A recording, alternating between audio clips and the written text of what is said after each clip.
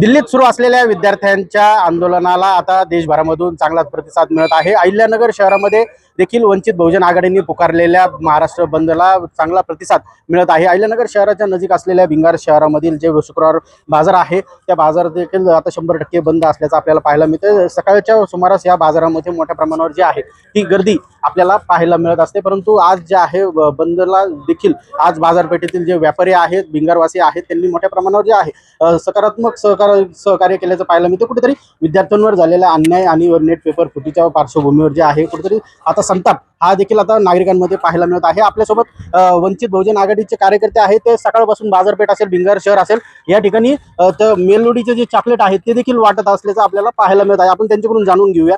आज भिंगार शहर जे आहे ते पूर्णपणे बंद करण्यात आलेलं आहे। एकंदरीत वंचित बहुजन आघाडीकडून महाराष्ट्र बंदचे हाक देण्यात आलेले आहे। काय नेमकी भूमिका?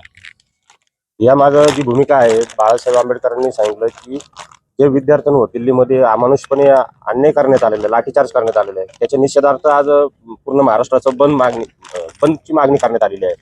त्याच्यामध्ये बंदच्या मागणीमध्ये नरेंद्र मोदी असतील, अमित शहा असतील आणि केंद्रीय शिक्षण मंत्री प्रधान असतील यांचा राजीनामा मागितलेला आहे। दोषी अधिकारी आहेत त्यांनी फुटी प्रकरणामध्ये त्यांचा पण कारवाई करण्याची मागणी केलेली आहे। तसेच जे 22 विद्यार्थी मरण पावलेले आहेत या पेपर फुटीमुळे त्यांनाही नुकसान भरपाई देण्यात यावी अशी मागणी करण्यात आली।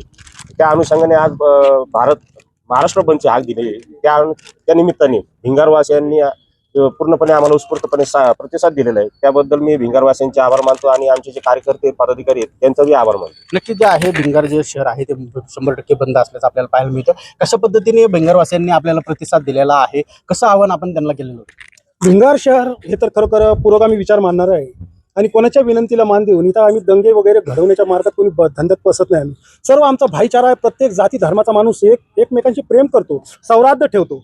त्यामुळे असा वादविवाद कोणाचाच नाहीये। आम्ही फक्त विनंती केली आणि त्यांनी आमच्या विनंतीला मान दिला। त्यामुळे पहिल्यांदा मी भिंगारवासियांना नमन करतो की त्यांनी या विद्यार्थ्यांच्या विरुद्ध चालणाऱ्या आंदोलनात त्यांनी सहकार्य केलं आणि त्या विद्यार्थ्यांना खरोखरी आदरांजली त्यांच्या रूपाने वाहिलेली बंद करून त्यामुळे भिंगारवासियांचं सहृदय मी आभार मानतो। काय नेमकी आता मागणी असणार आहे? केंद्रीय शिक्षण मंत्र्यांची राजीनाम्याची मागणी जोर धरत आहे।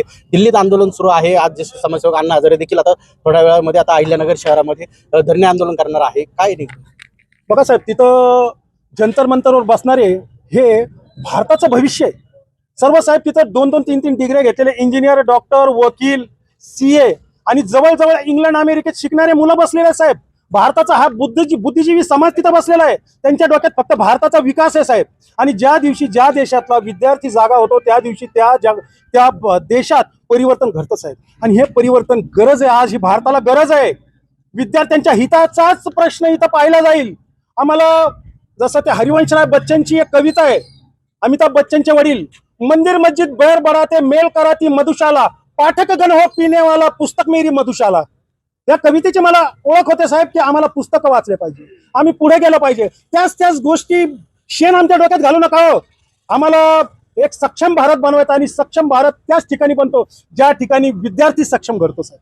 नक्कीच जे आहे सक्षम भारत घडवण्यासाठी कुठेतरी आता वंचित बहुजन आघाडीकडून देखील आता या आंदोलनाला पाठिंबा देण्याचं पाहायला मिळत आहे। गिरीश रासकर, जय महाराष्ट्र न्यूज, अहिल्यानगर।